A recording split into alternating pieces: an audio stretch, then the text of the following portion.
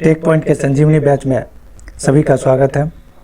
यह चौथा क्लास है, इससे पहले 3 क्लास हो चुकी है। इस क्लास को देखने से पहले पहला क्लास जिसमें थ्योरी डिस्कस किया गया है उसको ज़रूर देख लें। तो यहाँ हम बिहार पॉलिटेक्निक के प्रीवियस ईयर क्वेश्चन को चैप्टर वाइज डिस्कशन करते हैं। तो हम लोग का अभी फिजिक्स में इलेक्ट्रिसिटी चैप्टर चल रहा है। तो प्रीवियस क्लास में हमने क्वेश्चन नंबर 75 तक डिस्कस किया था। आज हम लोग आगे का क्वेश्चन देखेंगे। उससे पहले क्लास नंबर 2 के क्वेश्चन नंबर 11 में आंसर गलत टिक कर दिए थे, उसको फिर से देख लेते हैं। तो यहाँ पे क्वेश्चन नंबर 11 क्या बोल रहा है, प्रतिरोध R के टुकड़ा का 5 समान भागों में काटा गया, इन भागों को फिर समांतर क्रम में जोड़ा गया। यदि इस संयोजन का समतुल्य प्रतिरोध R डैश है तो R बाय R डैश का अनुपात क्या है। पहले R रेसिस्टेंस का एक तार, उसको हम 5 भाग में बांटे, तो हर एक भाग का कितना हो जाएगा,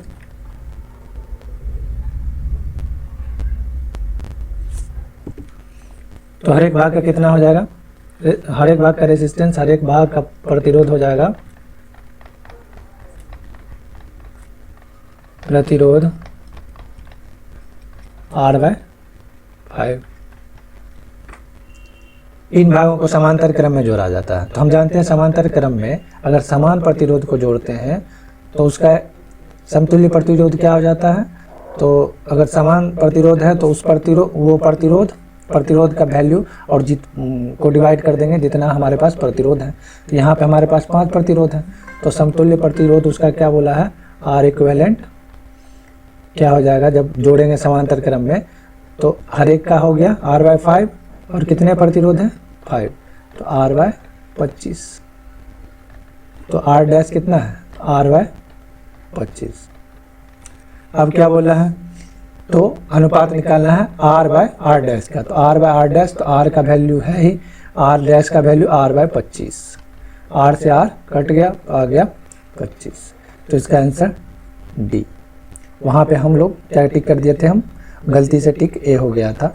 तो इसमें हमेशा ध्यान रखेंगे कि कैलकुलेशन मिस्टेक का भी ध्यान रखेंगे, नहीं तो कॉन्सेप्ट और फार्मूला आते हुए भी क्वेश्चन गलत हो जाता है।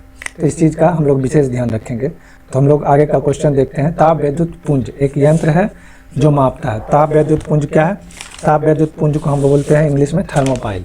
तो थर्मोपाइल बेसिकली करता क्या है, थर्मोपाइल यह जो है ताप ऊर्जा को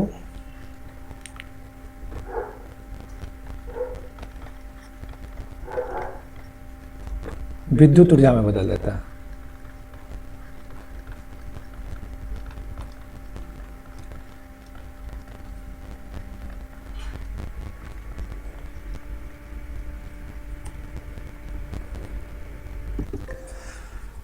यह जो है सीबैक इफेक्ट पर आधारित होता है, काम करता है। यह सीबैक प्रभाव पर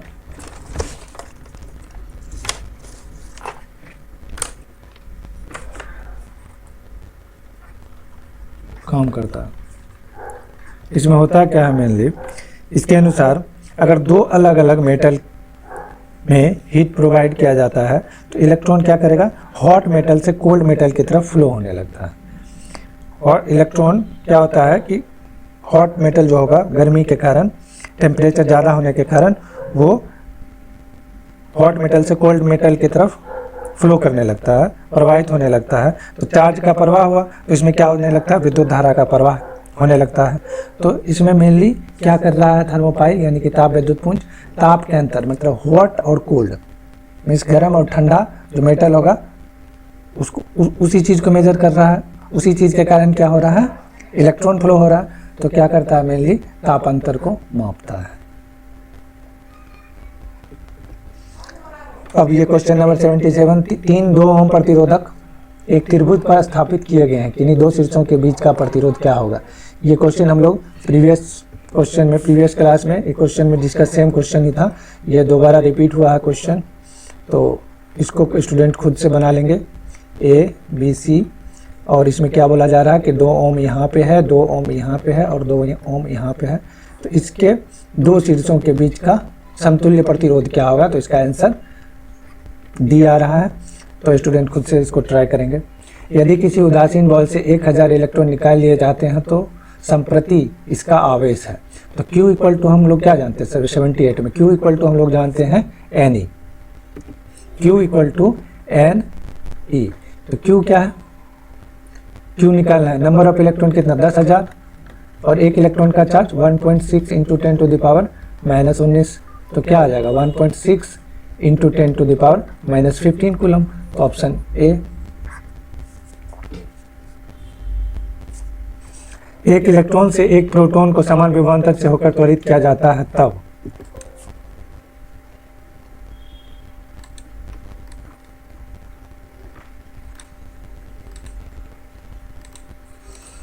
तो हम अगर मास एक इलेक्ट्रॉन के मास की बात करें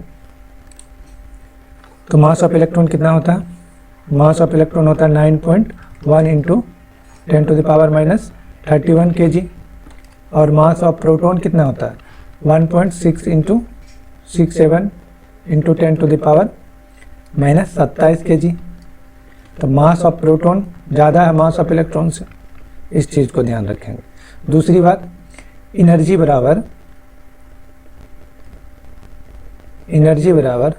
क्या होता है, अगर इलेक्ट्रॉन को हम किसी विभवांतर में रखते, किसी वोल्टेज पोटेंशियल डिफरेंस में अगर उसको जो है त्वरित किया जाता है तो उसका क्या होता है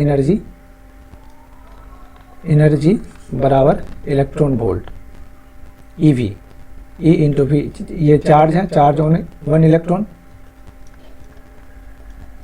चार्ज आवेश है और ये क्या है वोल्टेज है। तो मेनली इलेक्ट्रॉन वोल्ट होता क्या है, इलेक्ट्रॉन वोल्ट होता है कि एक इलेक्ट्रॉन को अगर हम 1 वोल्ट विद्युत विभवांतर पार करने में जितनी गतिज ऊर्जा प्राप्त होगी उसी की मात्रा को हम लोग क्या बोलते हैं इलेक्ट्रॉन वोल्ट। तो ये इलेक्ट्रॉन वोल्ट एक प्रकार का काइनेटिक एनर्जी ही है, काइनेटिक एनर्जी है electron volt. E into V या Q भी बोल लें, EV चार्ज है ये। तो काइनेटिक एनर्जी का हम लोग एक फॉर्मूला ये भी होता है 12 mv² equal to E into V। यहाँ पे V क्या है वेलोसिटी और यहाँ पे ये वाला भी हम लोग मान लेते हैं कि पोटेंशियल है। तो V इक्वल टू क्या हो जाएगा V² equal to EV by m। तो V equal to √2EV by m,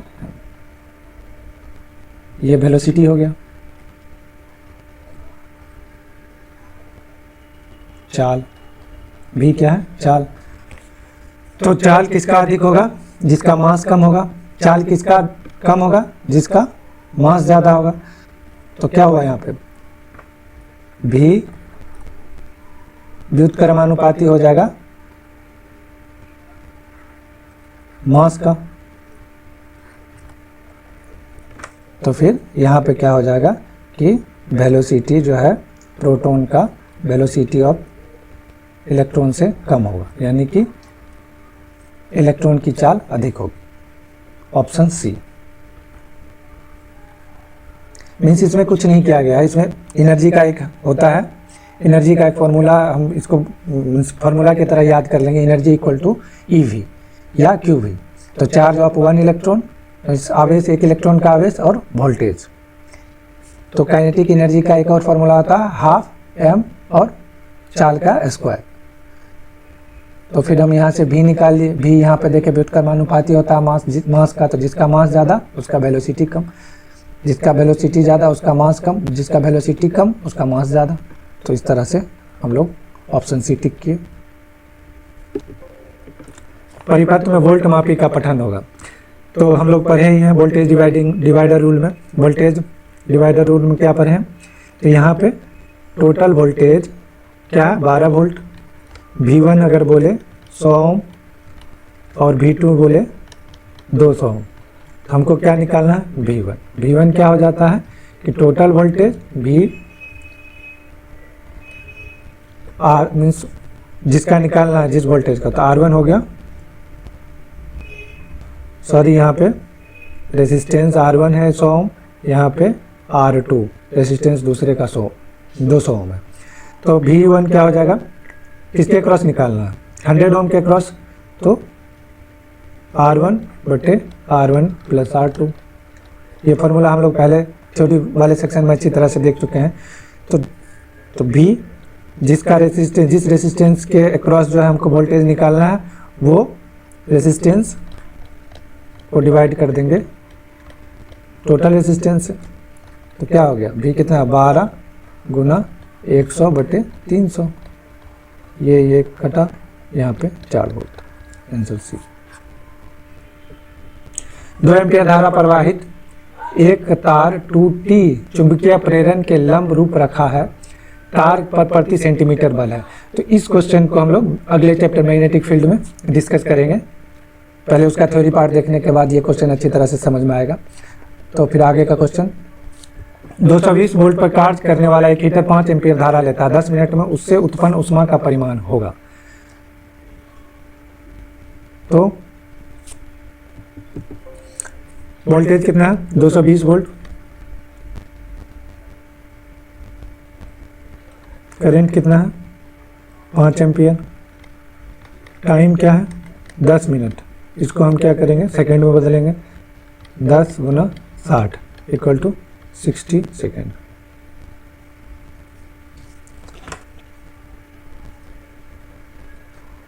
अब उत्पन्न ऊष्मा क्या हो जाएगा, ऊष्मा H इक्वल टू, हम लोग क्या फार्मूला देखा था, I² R इंटू T। तो IR into I into T। V equal to क्या आता है, IR ओम्स लॉ से,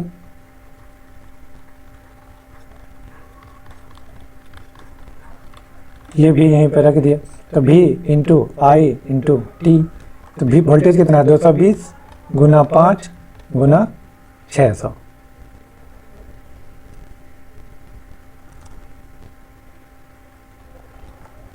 तो कितना आंसर आ जाएगा इसका, 6.6 into 10 to the power 5 joule आ जाएगा इसका आंसर, यानी कि आंसर डी। न्यूनतम विशिष्ट प्रतिरोध वाला धातु है। तो न्यूनतम विशिष्ट प्रतिरोध वाला धातु चांदी होता है। मीन सबसे अच्छा कंडक्टर क्या होगा, चांदी। तो जो सबसे अच्छा कंडक्टर होगा उसमें क्या होगा, विशिष्ट प्रतिरोध सबसे कम होता है। तो सबसे न्यूनतम विशिष्ट प्रतिरोध वाला धातु चांदी है। क्वेश्चन नंबर 84 में ए तथा बी के बीच समतुल्य प्रतिरोध होगा।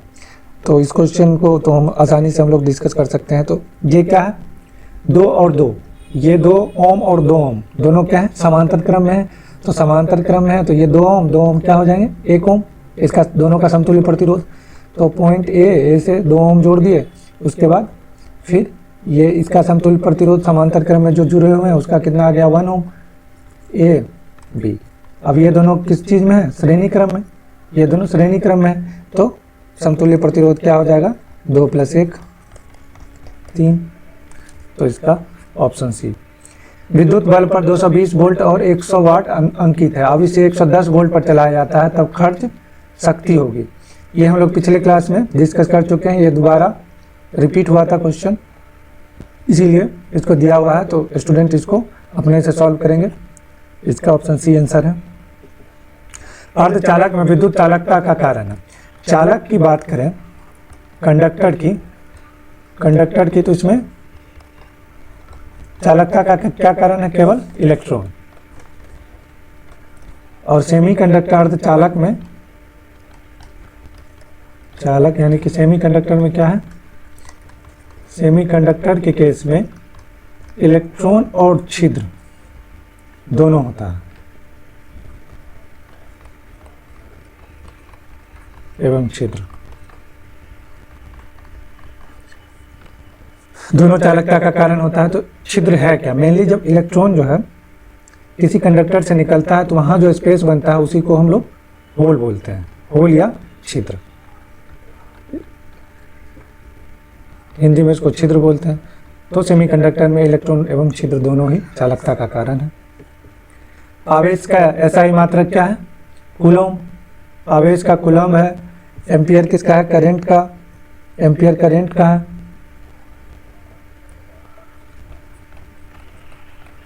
वोल्ट क्या? वोल्टेज का है।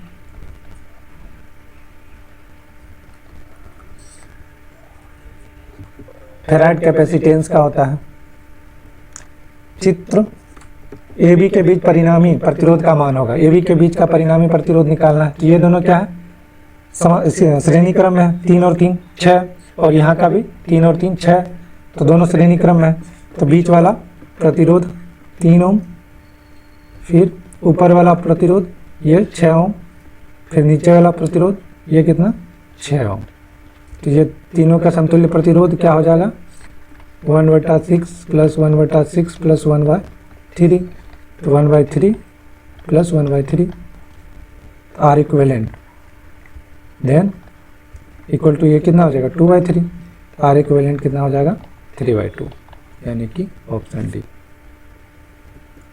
एमीटर और वोल्टमीटर चित्रानुसार जोड़े गए हैं। उसके पाठ्यांक क्रमशः 2 एम्पियर और 6 वोल्ट हैं। तो प्रतिरोध आर का मान क्या होगा? तो क्वेश्चन नंबर 89 में एमीटर को हम लोग देखे ही हैं कि श्रेणी क्रम में, यहाँ पे क्या श्रेणी क्रम में जोड़ा हुआ है, और वोल्टमीटर को क्या समांतर क्रम में जोड़ा हुआ है। रेजिस्टेंस के समांतर क्रम में जोड़ा हुआ है, समांतर क्रम में, और ये जो है श्रेणी क्रम में जोड़ा हुआ है। तो एमीटर और वोल्टमीटर का रीडिंग दिया हुआ है, यानी कि आई दिया हुआ है 2 एम्पियर और भी दिया हुआ है 6 वोल्ट। तो फिर आर इक्वल टू क्या हो जाएगा? V/I, यानी कि 6/2 इक्वल टू 3 ओम।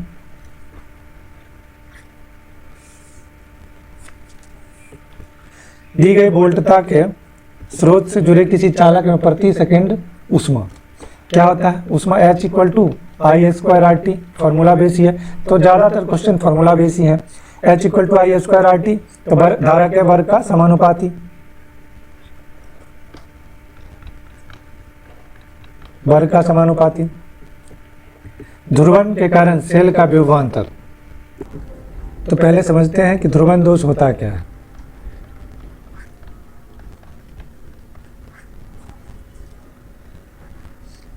तो ध्रुवण दोष क्या होता है कि सरल सेल में हम लोग क्या देखते हैं? एक तांबे का क्षार होता है, एक जिंक का क्षार होता है, और दोनों को क्या में डालते हैं हम लोग? एक एसिडिक सॉल्यूशन में डालते हैं। तो इसमें होता क्या है कि जब सेल में हाइड्रोजन गैस तांबे के क्षार के पास मुक्त होती है, तो क्षार पर एक क्या हो जाता है कि कुचालक परत बना लेती है, जिससे क्या होता है कि आयन क्षार को आवेश नहीं दे पाते हैं तथा एकत्र हो जाते हैं। तो एकत्र हो जाने के कारण क्या होता है कि एक अपोजिट डायरेक्शन में विद्युत वाहक बल उत्पन्न हो जाता है, जो कि सेल के विभवांतर को कम करता है। इसी को हम लोग क्या बोलते हैं? ध्रुवण दोष। ध्रुवण दोष क्या हुआ कि हाइड्रोजन गैस जब क्षार के सामने रिलीज होगा, यानी कि मुक्त होगा, तो क्षार पे एक परत बना लेता है। तो यही परत क्या करता है? एक अपोजिट डायरेक्शन में, विपरीत दिशा में विद्युत वाहक बल उत्पन्न करता है, जो सेल के विभवांतर को कम कर देता है। इसी को हम लोग ध्रुवण दोष कहते हैं। तो क्या करता है? सेल का विभवांतर को घटा देता है। अगर बात करें इसको दूर कैसे किया जाता है, तो इसके लिए क्या करते हैं कि एक ऑक्सीकारक पदार्थों का चूर्ण तांबे के क्षार के पास डालते हैं, जिससे क्या होता है कि हाइड्रोजन का ऑक्सीकरण हो जाता है और ध्रुवण दोष दूर हो जाता है। ऑक्सीकारक डालेंगे हमेशा। तो ध्रुवण दोष क्या होता है समझ गए? 99 ओम प्रतिरोध वाले एक गैल्वेनोमापी से मुख्य धारा का 1/100वां भाग प्रवाहित करने के लिए कितने प्रतिशत वाले शंट का उपयोग करना होगा?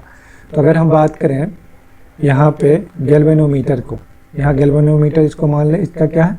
99 ओम प्रतिरोध है, और बोला जा रहा है कि कितना रेजिस्टेंस शंट में, यानी कि समांतर क्रम में जोड़ा जाए कि अगर इसका वैल्यू अगर I है तो ये कितना हो जाए? I/100। तो इसका वैल्यू कितना हो जाएगा? 99 I/100। सिंपल सी बात है। अगर I करंट है, I/100 इधर गया तो 99 I/100 इधर जाएगा। तो इस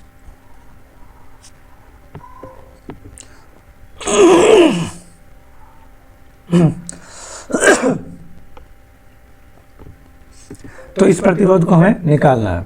तो इस प्रतिरोध को निकालने के लिए क्या हम यहाँ पे लगाएंगे, करंट डिवीजन रूल। तो करंट इस प्रतिरोध से होकर कितना जाएगा, तो उस चीज़ को हम क्या लिखेंगे, I dash equal to I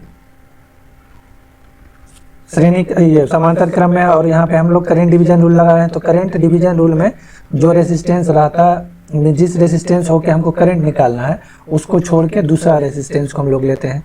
means यहाँ पे 99 ओम आ जाएगा, आर प्लस 99 ओम। तो आई डैश का वैल्यू कितना है, 99 आई बाय 100, आई गुना 99 बटा आर प्लस 99। ये आई कट गया, फिर ये 99 ये 99,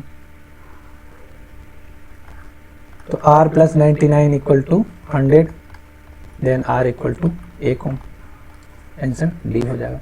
तो इसमें क्या लगाए हम लोग, करंट डिवीजन रूल से इसको सॉल्व किए हम लोग। तो सारा क्वेश्चन लगभग जो थ्योरी हम पढ़े हैं पहले क्लास में, तो वहाँ से लगभग सारा क्वेश्चन बन जा रहा है। 2 ओम के 3 प्रतिरोध को किसी श्रेणी क्रम नेटवर्क में जोड़ा जाता है तो प्राप्त होता है। 2 ओम है, 2 ओम का 2 ओम का 2 ओम का श्रेणी क्रम में जोड़ दिए। श्रेणी क्रम में जोड़ने पर क्या हो जाएगा, 6 ओम हो जाएगा। प्रत्यावर्ती धारा को दिष्ट धारा में परिणत किया जाता है। तो इसमें प्रत्यावर्ती एसी को अल्टरनेटिंग करंट को अगर डीसी में बदलना हो, डायरेक्ट करंट में बदलना हो, प्रत्यावर्ती को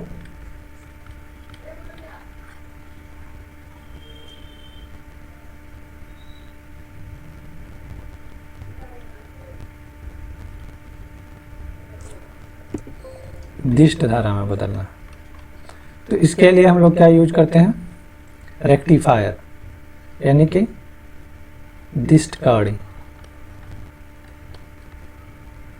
इसको इंग्लिश में बोलते हैं रेक्टिफायर।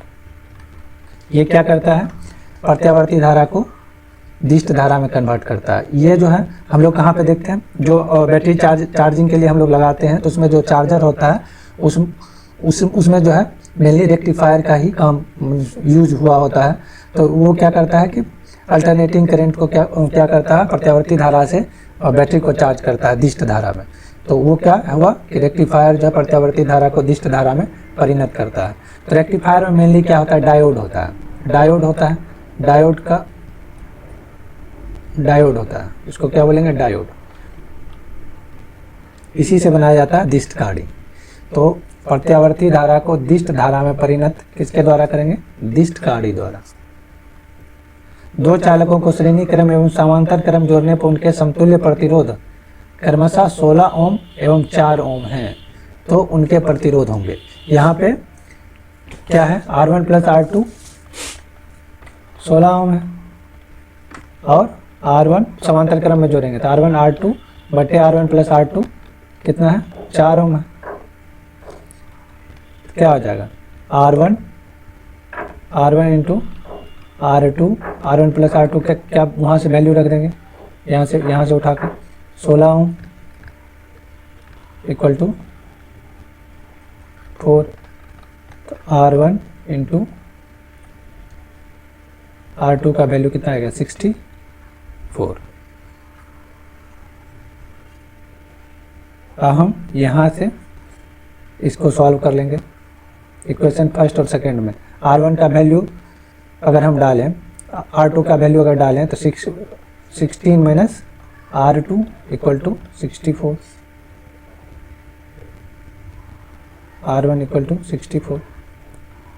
देन क्या हो जाएगा, 16 R1 माइनस R1 का square equal to 64, then R1 का square minus 16 R1 plus 64 equal to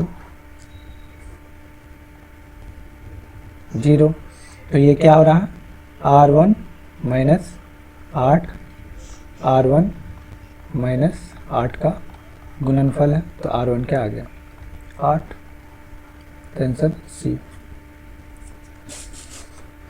इसको हम डायरेक्ट ऑप्शन से भी बना सकते हैं। तो 2 है तो 8 8 16, और 8 और 8 को समांतर क्रम में जोड़ेंगे तो 4 ओम। दिए गए बिंदु परिपथ में धारा का मान होगा। क्वेश्चन नंबर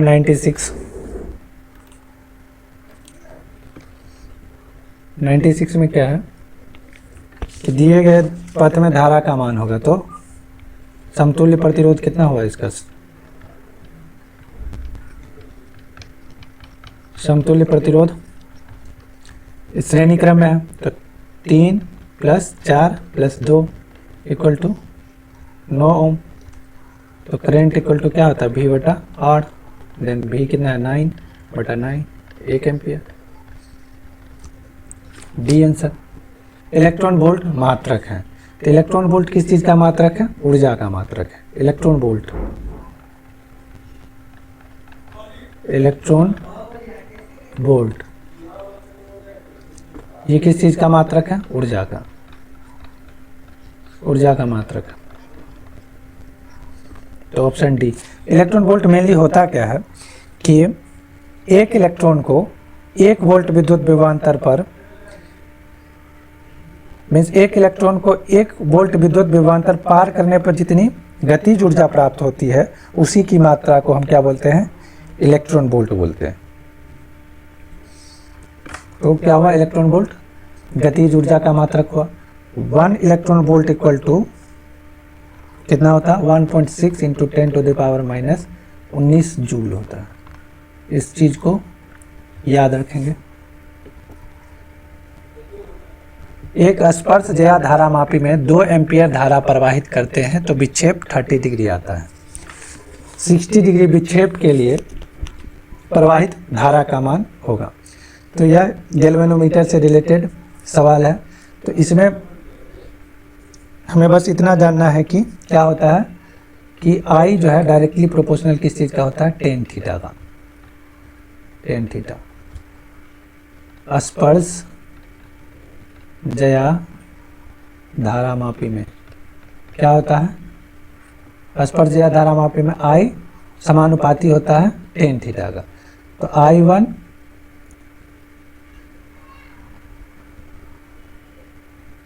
बटा I2 इक्वल टू क्या हो जाएगा? tan θ1 बटा tan θ2। I1 कितना दिया हुआ? I1 दिया 2 एम्पियर, I2 निकालना है।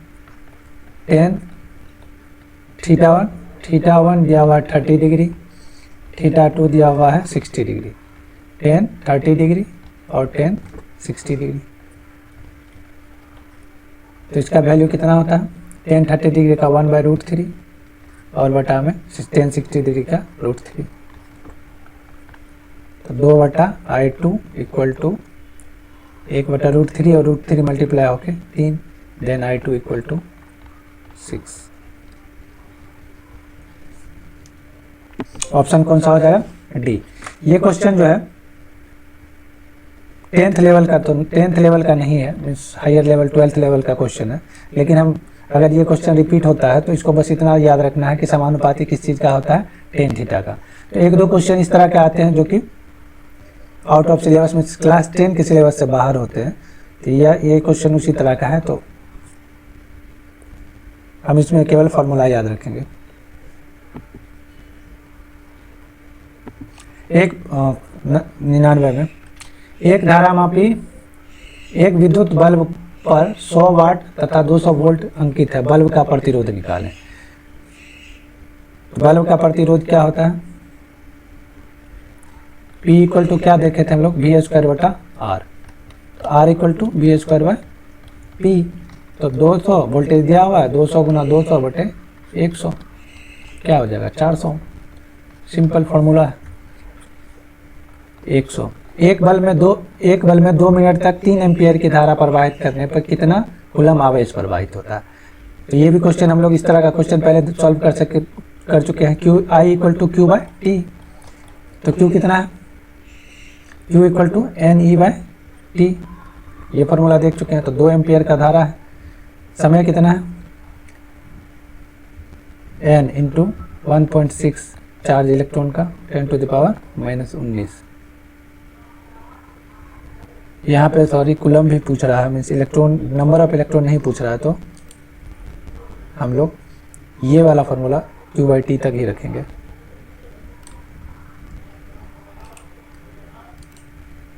तो I equal to Q by T, तो 2 एम्पियर दिया हुआ है, क्यू निकालना है और कितना 2 मिनट। 2 मिनट को क्या करेंगे हमेशा सेकेंड में बदलेंगे, 2 इंटू 60, समय को सेकेंड में बदलना, बदल के ही हम लोग क्वेश्चन सॉल्व करेंगे। तो Q इक्वल टू 2 गुना 60, 240 कूलम। यहाँ तो आंसर नहीं है, कहीं कुछ गड़बड़ हुआ है, सॉरी। यहाँ पे 3 एम्पियर है। I इक्वल टू क्या है, I इक्वल टू 3 एम्पियर और टाइम है 2 मिनट, यानी कि 2 गुना 60 सेकेंड, 120 सेकेंड। तो यहाँ पे क्या है, करंट है 3 एम्पियर, तो यहाँ पे 3 होगा, तो क्या आ जाएगा 360 कूलम। Answer option B.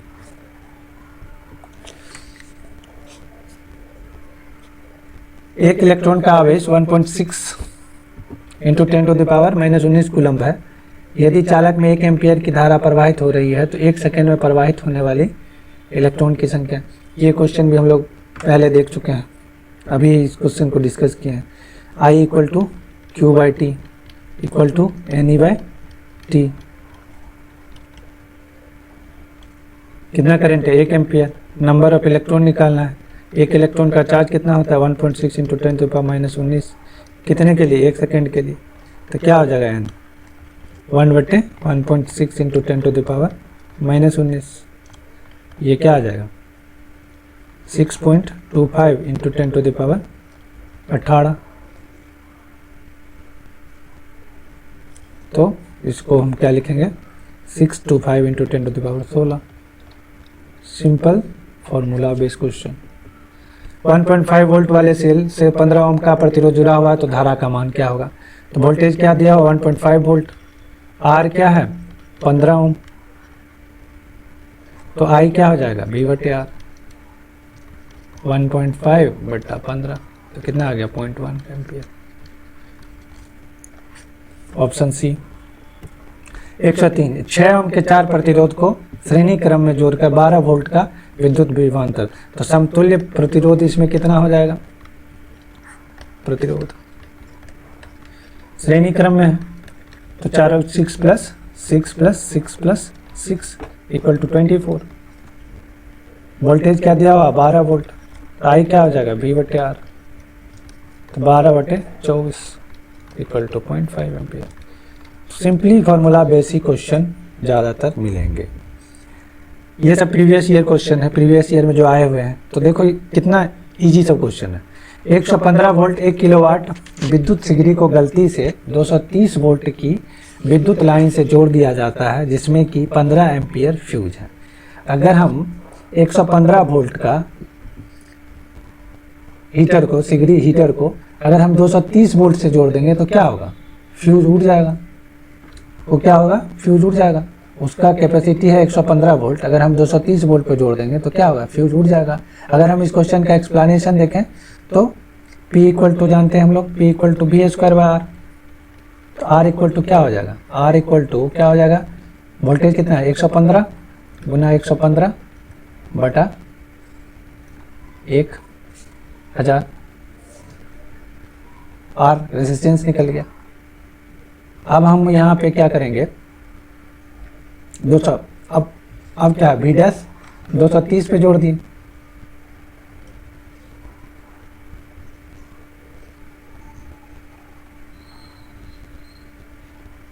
तो यहाँ पे अब पावर क्या हो जाएगा V' का स्क्वायर बटे R, तो 230 गुना 230 बटा R, रेजिस्टेंस का वैल्यू कितना आया 115 गुना 115 बटे 1000,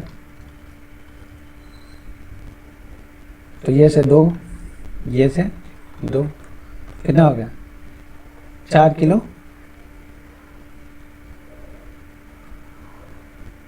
वाट। इसका पावर आ गया 4 किलोवाट। तो P इक्वल टू क्या होता है, P इक्वल टू एक और होगा V' और I', तो P कितना है 4 किलो मीन्स 4000, बी डैश कितना 230, आई डैश तो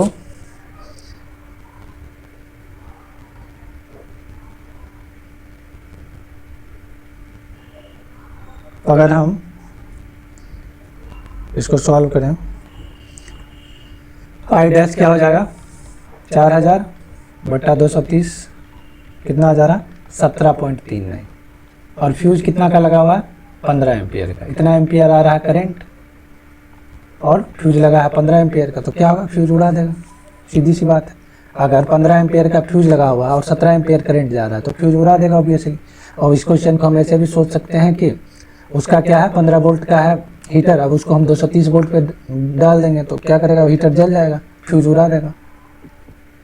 एक निश्चित तार का प्रतिरोध R है, एक दूसरे तार का प्रतिरोध जो पहले तार के समान है, केवल उसका व्यास पहले से दोगुना है, मतलब त्रिज्या व्यास दोगुना है, मतलब क्या है त्रिज्या दोगुना है। तो R इक्वल टू क्या होता है रो L बाय A। तो दोनों तार समान है तो रो तो समान है, और व्यास क्या है, व्यास है दोगुना तो rho L by pi R square, व्यास दोगुना तो त्रिज्या दोगुना, मीन्स एरिया क्या हो गया 4 गुना, रो L बाय 4 पाई R स्क्वायर, तो क्या हो जाएगा R बाय 4, ऑप्शन ए। अगर व्यास दोगुना है मतलब क्या है एरिया क्या हो जाएगा 4 गुना। अगर एरिया 4 गुना होगा तो पहले के रेजिस्टेंस का 1/4 हो जाएगा। तो इस फॉर्मूला में बहुत सारे क्वेश्चन को हम लोग सॉल्व किए हैं। एरिया क्या हो गया 4 गुना, तो रेजिस्टेंस क्या हो जाएगा 1/4 हो जाएगा, मीन्स R/4 हो गया आंसर। एक चालक का प्रतिरोध जिस पर निर्भर नहीं करता है, तो चालक का प्रतिरोध किस किस पे, प्रतिरोधकता पे कर रहा है, प्रतिरोधकता पे तो कर ही रहा है, रो L लंबाई पे भी कर रहा है, ए अनुप्रस्थ क्षेत्रफल पर भी, किस चीज पे द्रव्यमान पे नहीं कर रहा। चालक का प्रतिरोध जिस पर निर्भर नहीं करता है वह उसका क्या है द्रव्यमान है।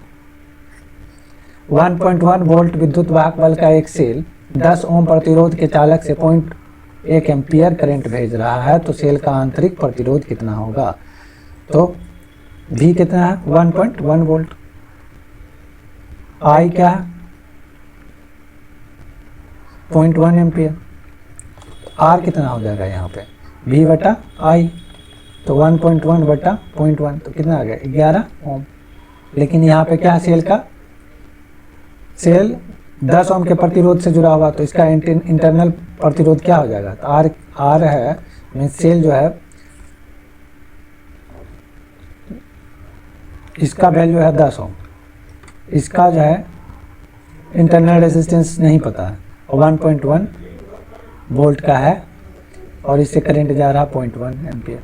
तो हम वहाँ से क्या निकाल लिए समतुल्य, R इक्विवेलेंट निकाल लिया, समतुल्य प्रतिरोध V बटे I, तो क्या 11 ओम आ रहा, 10 ओम यहाँ पर है प्रतिरोध, तो 1 ओम जो है सेल का आंतरिक प्रतिरोध हो जाएगा, तो C ऑप्शन। दो समांतर तार में यदि धाराएं विपरीत दिशा में प्रवाहित हो तो उनमें, ये भी मैग्नेटिक फील्ड का क्वेश्चन हम लोग आगे वाले चैप्टर में देखेंगे। डायनमो उत्पन्न करता है, डायनमो क्या उत्पन्न करता है, डायनमो यांत्रिक ऊर्जा को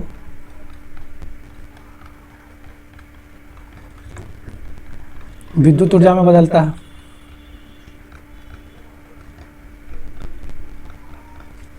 विद्युत ऊर्जा में बदलता है डायनमो।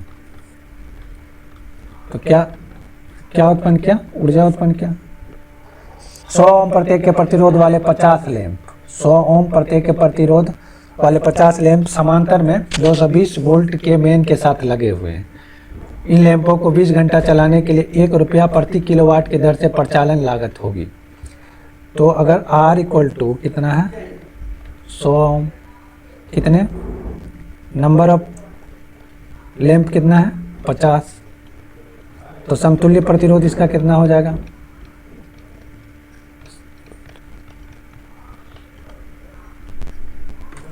समतुल्य प्रतिरोध क्या हो जाएगा R डैश, अगर बोले समतुल्य प्रतिरोध R डैश अगर हम बोले तो क्या हो जाएगा, तो सब समान है और समांतर क्रम में है, तो जो प्रतिरोध है वो और नंबर ऑफ प्रतिरोध मीन्स प्रतिरोध की संख्या, तो 2 ओम आ गया। अब क्या बोल, लैंप को समांतर 220 वोल्ट के मेन से लगे हुए हैं, तो V इक्वल टू 220 वोल्ट है, रेजिस्टेंस आ ही गया, तो P equal to B square by R, तो 220 गुना 220 बटे 2,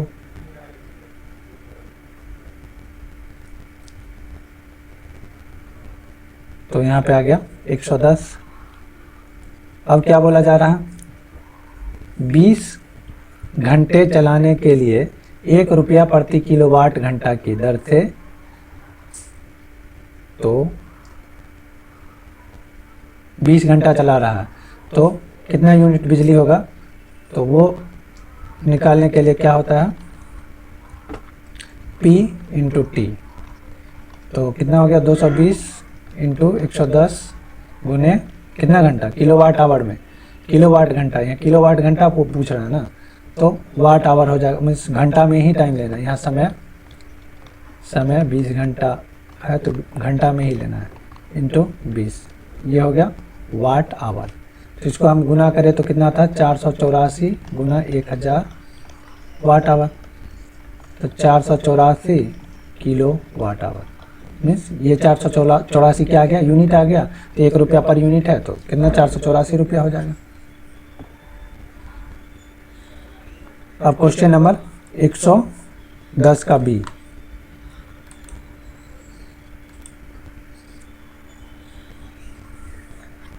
एक 110 के बी में क्या है, दो धातु के गोले जिनमें से एक खोखला एवं दूसरा ठोस के व्यास समान है, खोखले गोले का आवेश क्या होगा, तो दो गोला है, एक खोखला अंदर से, एक क्या है ठोस है, दोनों का व्यास क्या है सेम है, मतलब त्रिज्या सेम है, इसका भी आर है, इसका भी आर ही है, इसका भी आर है। तो आवेश क्या होता है, संपूर्ण आवेश का वितरण जो होता है केवल पृष्ठ पे होता है, मतलब यहीं पे हो जाएगा, अगर प्लस डाले हैं तो इसके क्षेत्रफल भी हो जाता है, तो दोनों का अगर आर सेम है तो दोनों का क्षेत्रफल सेम है, तो इस पर जितना चार्ज होगा उस पर, इस पर ठोस वाले पे भी उतना ही चार्ज होगा जितना खोखले वाले पे होगा, क्योंकि क्या होता है संपूर्ण आवेश का वितरण पृष्ठ पर ही होता है, तो ठोस गोले के बराबर होगा। जब एक विद्युत बल्ब जिस पर 240 वोल्ट 60 वाट अंकित हैं के स्विच खोलते हैं तो जनित ऊष्मीय ऊर्जा का दर होगा, यहाँ वोल्टेज दिया हुआ है 111 में, वोल्टेज दिया हुआ है 240 और P दिया हुआ है 60 वाट वोल्ट। अब ऊर्जा की दर को ही हम क्या बोलते हैं, ऊर्जा की दर या कार्य की दर को ही हम लोग क्या बोलते हैं, पावर बोलते हैं, तो 60 वाट, तो इसको हो गया उसमें ऊर्जा की दर को ही हम क्या बोलते हैं, पावर बोलते हैं, तो इसको हम 60 जूल पर सेकंड ही लिख सकते हैं, तो ये हो गया ऑप्शन बी। विद्युत बल्ब जिसका रेटिंग 15 वाट 200 वोल्ट है रात में 8 घंटे जलता है, यदि एक यूनिट 1 किलोवाट आवर बिजली का कीमत 1 रुपया है तो बिजली बल्ब द्वारा खपत की गई विद्युत ऊर्जा की कीमत क्या होगी। तो इस तरह का क्वेश्चन हम लोग बहुत सारा बना चुके हैं, तो 111 नंबर देखते हैं कितना हो गया, यूनिट अगर निकालें, यूनिट कितना यूनिट हो गया, तो 15 वाट का कितने घंटे जलता, 8 घंटे जलता, तो 15 चौका 60,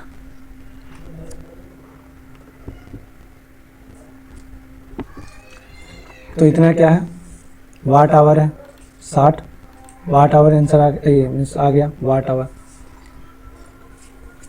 अब इसको किलो में बनाने के लिए 60 बटे 1000 किलो वाट आवर है, तो कितना हो गया 0.06 यूनिट, तो एक यूनिट का 1 रुपया है, 0.06 यूनिट का 0.06 रुपया, यही आंसर होगा।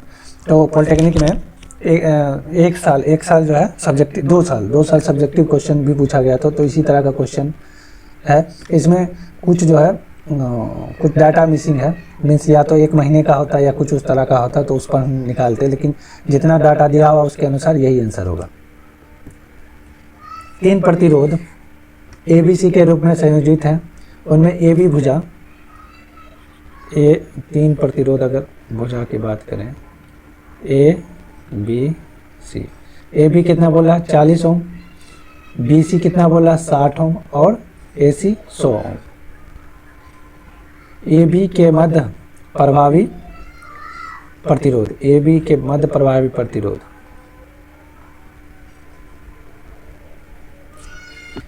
ये क्वेश्चन रिपीट हुआ है, पिछले क्लास में इस क्वेश्चन को हम लोग सॉल्व किए थे।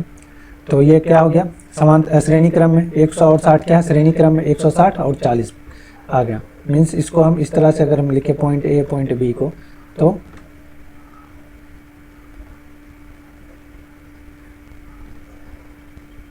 इसको अगर हम बोल दें 160 ओम और फिर 40 ओम, तो इसका समतुल्य प्रतिरोध क्या हो जाएगा, R इक्विवेलेंट इक्वल टू 160 गुना 40 बटे 160 प्लस 40, 160 गुना 40 बटा 200, ये कट गया, फिर यहाँ से ये कटा 2, 32 ओम। तो ऑप्शन डी।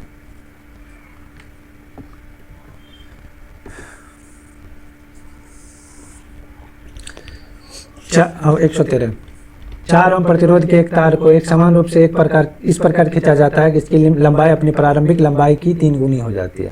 तार equal to rho L by A, और इसमें हम लोग क्या करते हैं, एल और एल से मल्टीप्लाई कर देते हैं, एल बटा एल से, तो रो एल स्क्वायर बटे वॉल्यूम।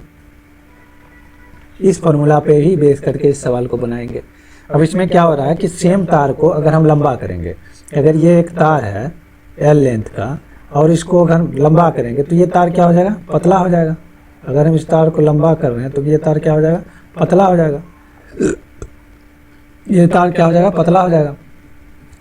और लंबा कर दें तो और ज़्यादा पतला हो जाएगा। लेकिन इसका क्या होता है कि वॉल्यूम कांस्टेंट रहता है हमेशा, और ज़्यादा पतला हो जाएगा। तो इसका क्या होता है, वॉल्यूम हमेशा कांस्टेंट होता है। अगर लेंथ बढ़ा रहे हैं तो एरिया घटेगा। तो यहाँ पे क्या हो रहा है, 3 गुनी, तो R क्या हो गया, समानुपाती हो गया एल स्क्वायर का। अगर 3 गुनी हो गया तो क्या हो जाएगा, प्रतिरोध 9 गुनी हो जाएगा।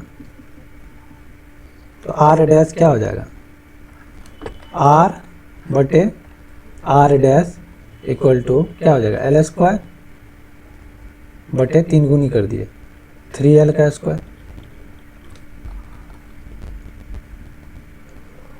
R बटे R dash equal to L square बटे 9L स्क्वायर।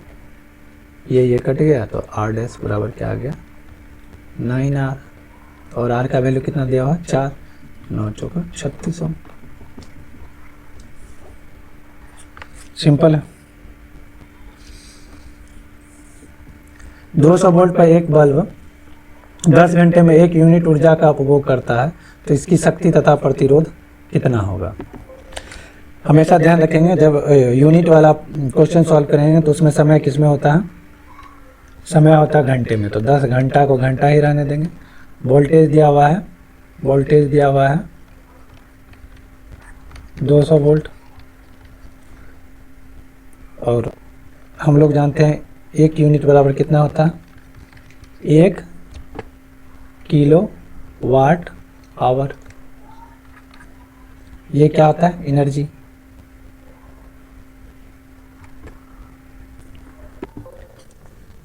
यूनिट क्या है, 1 किलोवाट एनर्जी है। 1 किलोवाट आवर क्या है, एनर्जी। 1 किलोवाट आवर एनर्जी बटा टाइम, P इक्वल टू क्या हो जाएगा, E/T। कार्य करने की दर या ऊर्जा की दर को हम क्या बोलते हैं, पावर। तो पावर इक्वल टू E/T। तो 1 किलो को हम 1000 लिखेंगे, वाट आवर बटे 10 आवर, ये आवर 10 से ये गया तो 100 वाट, 100 वाट। P दिया हुआ है तो V स्क्वायर बटा R, then 100, R equal to V square बटा P। तो भी कितना दिया 200 गुना 200 बटा पी यानी कि 100। ये कटा तो 400। आंसर क्या हो जाएगा बी। एक विद्युत बल 220 वोल्ट 60 वाट अंकित है को 220 वोल्ट के विद्युत प्रदाय से 10 घंटे संयोजित किया गया तो विद्युत बल द्वारा खर्च ऊर्जा होगी। इसमें क्या होगा, जूल में निकालना है हमको। तो जूल में हम लोग जानते हैं कि 1 यूनिट बराबर 1 किलोवाट आवर, सॉरी 1 यूनिट बराबर 1 kilowatt hour equal to 3.6 into 10⁻⁶ joule. तो हम लोग पहले किलोवाट आवर में निकाल लेते हैं, फिर उसको जूल में कन्वर्ट कर लेंगे। तो यूनिट यहाँ पे कैलकुलेट करना है। यूनिट कितना यूनिट आ रहा है, तो 60 घंटे। उसके बाद क्या है 60 वाट का और 10 घंटे 10, तो ये हो गया वाट आवर। तो कितना हो गया 600 वाट आवर। अगर हम किलो वाट बनाए तो 600 बटे 1000 किलो वाट आवर हो गया। तो कितना आ गया 0.6 किलो वाट आवर। अब चूंकि 1 किलो वाट आवर में कितना होता है 3.6 इंटू 10⁻⁶ जूल। तो 0.6 किलो वाट आवर में कितना हो जाएगा 6 इंटू 3.6 इंटू 10⁻⁶ जूल। यहाँ पे पॉइंट है, तो क्या हो जाएगा ये 2.16 into 10⁻⁶ joule equal to 216 into 10⁻⁴ joule. इसमें हम लोग क्या किया, पहले 1 यूनिट में हमको पता था 3.6 इंटू 10⁻⁶ जूल होता है। तो हम इसको यूनिट में कन्वर्ट कर लेंगे पहले। तो 60 वाट का बल्ब है, 10 घंटा जलता है, तो 600 वाट आवर। उसको फिर किलो वाट आवर में बदले 1000 से डिवाइड करके, फिर ये आ गया 0.6 किलो वाट आवर। तो 1 किलो वाट आवर है 3.6 इंटू 10⁻⁶ जूल। तो 0.6 से मल्टीप्लाई कर देने पर ये आ जाता है ऑप्शन डी। तापमान बढ़ने पर अर्धचालक के विद्युत चालकता पर क्या प्रभाव पड़ता है। तो हम लोग टेम्परेचर कोएफिशिएंट देखे थे। तो कंडक्टर का क्या था, कंडक्टर में चालक का ताप गुणांक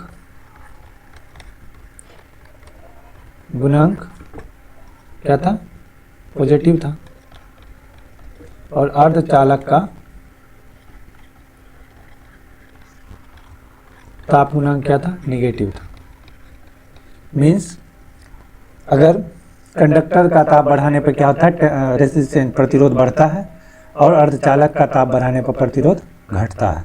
तो ताप बढ़ाने पे प्रतिरोध घटता है, मतलब इसकी जो चालकता बढ़ती है, तो बढ़ती है सीधा, ऑप्शन ए। किलोवाट घंटा मात्रक है। किलोवाट घंटा किसका मात्रक है, ऊर्जा का। एनर्जी मीटर से 1 यूनिट बराबर 1 kilowatt hour equal to 3.6 into 10⁻⁶ joule. तो किस चीज़ का है, ऊर्जा का। निम्नांकित में कौन अर्धचालक है, तो सिलिकॉन और जर्मेनियम। अर्धचालक की बात होगी, सेमीकंडक्टर बात होगी, तो सिलिकॉन एंड जर्मेनियम। 119 10 ओम वाले एक तरह के 10 प्रतिरोधों को समांतर, पार्श्वबद्ध को समांतर या पैरेलल ही बोला जाता है, किया गया है तो समतुल्य प्रतिरोध। तो समतुल्य प्रतिरोध क्या हो जाता है कि हम समान प्रतिरोध रहने पे समतुल्य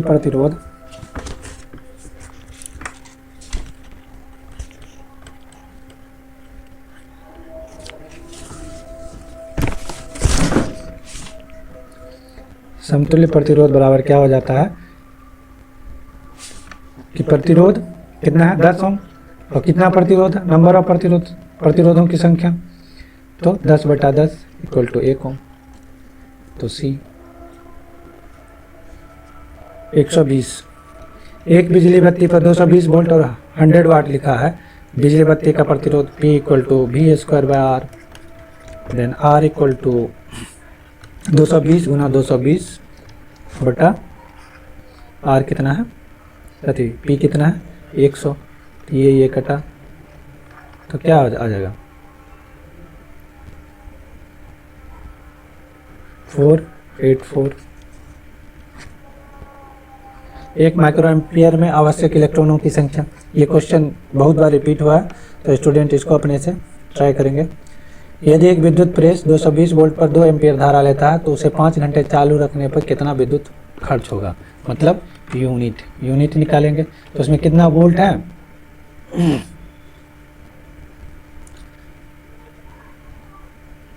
तो P इंटू टी, यूनिट कैसे निकालेंगे P इंटू टी, तो V² बटे R, P equal to V² R into 5। तो वोल्टेज कितना 220 गुना 220 बटे यहाँ पे पावर कितना हो जाएगा, पावर इक्वल टू VI होता है, तो 220 गुना 2 तो 240, तो 440 वाट ये आ गया। अब यूनिट हमको निकालना है। यहाँ पे समय क्या, हमेशा देखेंगे यूनिट वाले क्वेश्चन में समय किस में लेंगे, घंटे में, तो 5 आवर घंटा ही रहेगा ये। यूनिट इक्वल टू क्या हो जाएगा P इंटू टी, तो 440 into 5 watt hour, 220 watt hour. अगर किलो वाट में इसको ये करना है तो क्या हो जाएगा, 1000 से डिवाइड हो जाएगा 2.2 किलो वाट आवर, तो ये हो गया 2.2 यूनिट, 2.2 यूनिट।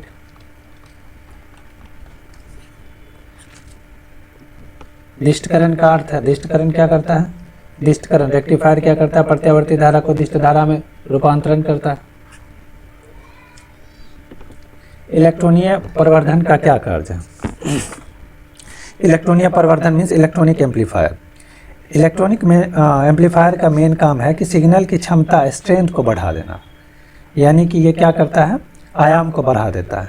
हम लोग जो देखते हैं एम्पलीफायर मीन्स वो क्या करता है, हम लोग धीरे बोलते हैं उसको क्या करता है, उसके आवाज़ स्ट्रेंथ को बढ़ा के क्या करता है, ज़्यादा कर देता है।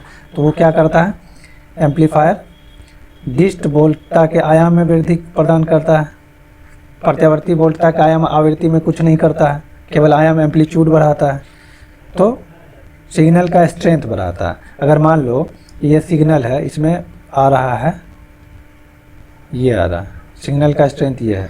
अगर हम एम्पलीफायर से गुजार दें इसको, एम्पलीफायर से गुजारे, एम्पलीफायर यानी कि परिवर्धन से गुजारे, तो ये क्या करेगा, इसके एम्पलीट्यूड यानी कि आयाम को बढ़ा देगा केवल। पूर्ण तरंग दिष्टकारी से प्राप्त निर्गत धारा, तो दिष्टकारी क्या किया, प्रत्यावर्ती धारा से दिष्ट धारा में रूपांतरित किया, और पूर्ण तरंग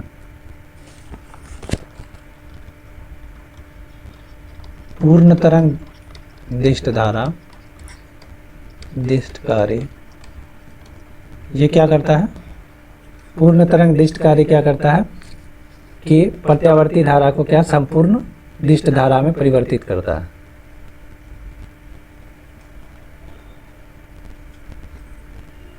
दिष्टकारी तो हमें पता है कि क्या किया, प्रत्यावर्ती धारा को एसी को कन्वर्ट किया डीसी में।